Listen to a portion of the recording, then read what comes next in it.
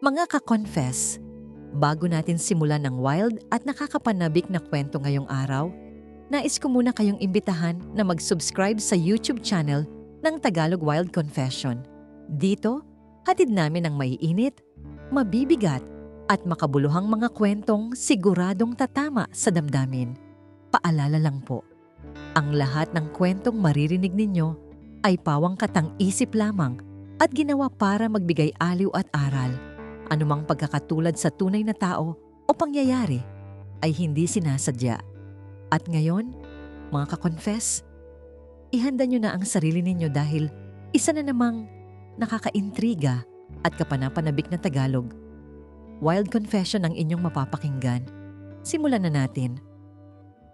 Dear Ate J, tawagin mo na lang akong Nicole.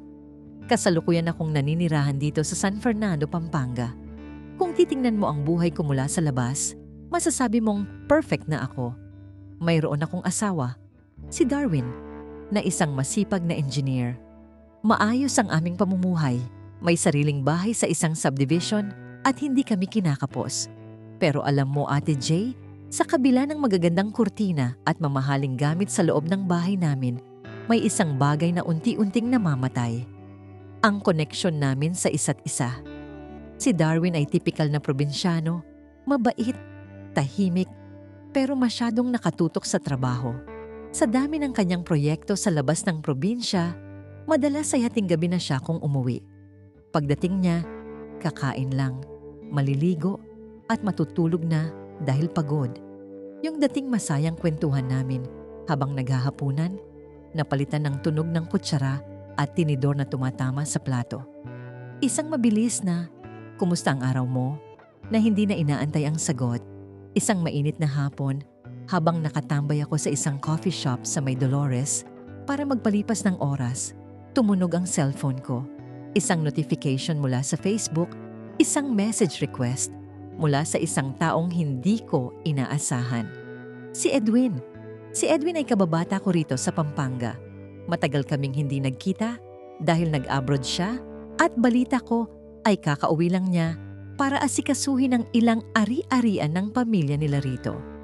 Simple lang ang message niya, pero hindi ko alam kung bakit biglang bumilis ang tibok ng puso ko. "Kumusta Nicole? Long time no see. Balita ko rito ka pa rin sa San Fernando?" Ate J, ang simpleng kumusta na yon ay parang isang susi na nagbukas ng isang pinto na matagal ko nang isinara. Hindi ko kaagad sinagot. Tinitigan ko muna ang profile picture niya.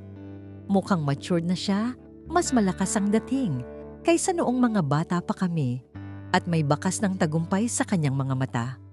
Makalipas ang 3 oras, matapos ang mahabang pakikipagtalo sa sarili ko, nag-reply ako. "Uy Edwin, oo nandito pa rin. Welcome back. Kailan ka pa nakauwi?" Doon na nagsimula ang lahat. Ang isang mensahe ay naging 2 hanggang sa naging madaling araw na kaming magka-chat. Ibang-iba si Edwin kay Darwin. Si Edwin, tinatanong ako kung anong paborito kong kanta ngayon, kung ano ang nararamdaman ko sa init ng panahon, o kung masaya ba ako. Mga tanong na matagal nang hindi na itatanong sa akin ng sarili kong asawa. Isang gabi, habang si Darwin ay mahimbing na ang tulog sa tabi ko, na tila isang paderang distansya sa pagitan naming dalawa, nag-vibrate ang phone ko.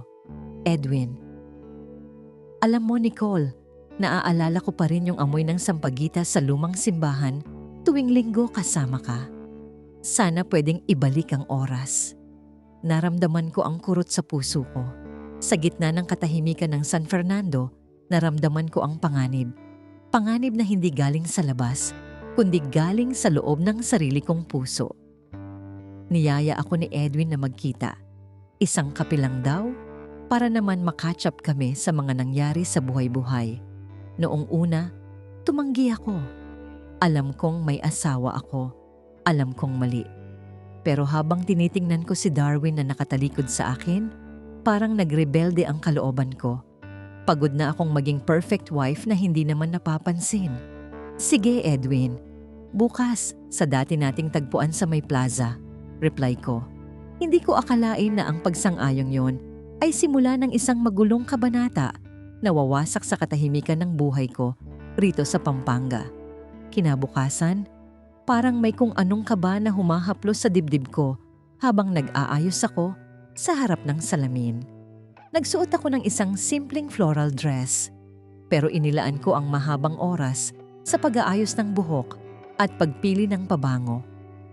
Noong dumaan si Darwin sa pinto ng kwarto para kuhanin ang susi ng sasakyan niya, saglit siyang napatigil. Tiningnan niya ako mula ulo hanggang paa. Akala ko may sasabihin siya. Akala ko mapapansin niya ang effort ko. Pero ang tanging lumabas sa bibig niya ay, "Mauna na ako, Nicole. Baka gabihin ako ulit. May inspection kami sa site sa Clark. Huwag mo na akong hintayin sa hapunan." Isang mabilis na halik sa noo at umalis na siya. Doon ko naramdaman ang bigat. Ang sakit na kahit anong ayos mo, parang invisible ka pa rin sa taong dapat ay nakakakita sa'yo. Lalo tuloy lumakas ang loob ko na ituloy ang pakikipagkita kay Edwin. Pagdating ko sa plaza sa San Fernando, nakita ko agad ang isang pamilyar na bulto ng lalaki na nakasandal sa isang puting pickup. Nakasuot siya ng maong na polo at shades. Nang makita niya ako, unti-unting sumilay ang isang ngiti na dati-rati ay nakakapagpagaan ng loob ko noong mga bata pa kami. "Nicole," tawag niya sa pangalan ko. Iba ang timpla ng boses niya, may halong paghanga at pananabik. "Hindi ka pa rin nagbabago. Parang mas lalo ka pang gumanda." "Bolero ka pa rin, Edwin." Biro ko, bagaman nararamdaman ko ang pamumula ng pisngi ko. "Saan tayo?" "Doon na lang tayo sa isang tahimik na resto malapit sa Bacolor. Mas masarap magkwentuhan doon, walang masyadong tao." Sagot niya habang pinagbubuksan ako ng pinto ng sasakyan. Isang simpleng gesture na hindi na ginagawa ni Darwin sa akin sa loob ng 5 taon. Habang bumibiyahe kami, halos hindi tumitigil ang pagkukwentuhan namin. Ikinuwento niya ang buhay niya sa Dubai, ang lungkot ng pagiging malayo sa pamilya, at ang dahilan kung bakit hanggang ngayon ay nananatili siyang binata. "Mahirap humanap ng katulad mo, Nicole." Seryoso niyang sabi habang nakatingin sa kalsada. "Noong nalaman kong kinasal ka na, parang gumuho ang mundo ko. Pero naisip ko, kung masaya ka, sapat na sa akin iyon."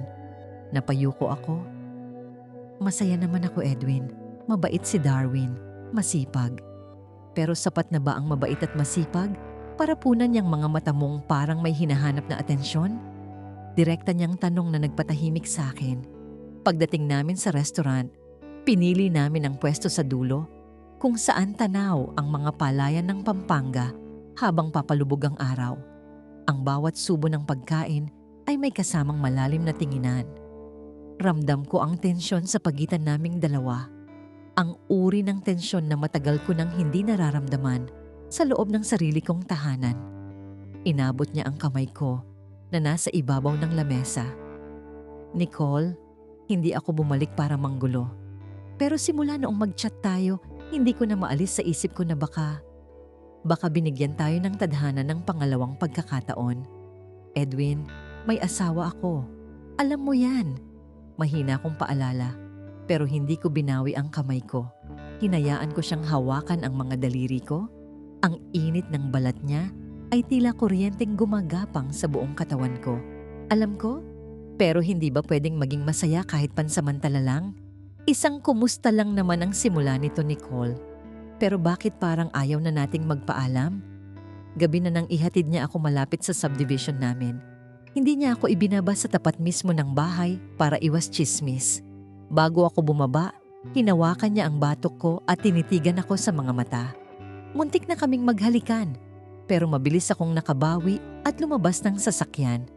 Pagpasok ko ng bahay, madilim. Wala pa si Darwin. Pumasok ako sa banyo at tiningnan ang sarili ko sa salamin. Ang mga mata ko ay may kislap na ngayon ko lang ulit nakita. Pero kasabay nito ang isang malalim na guilt, isang pagkakasala na alam kong nagsisimula pa lang. Pagod na pagod akong humiga sa kama, pero hindi ako makatulog. Maya-maya, tumunog ang phone ko.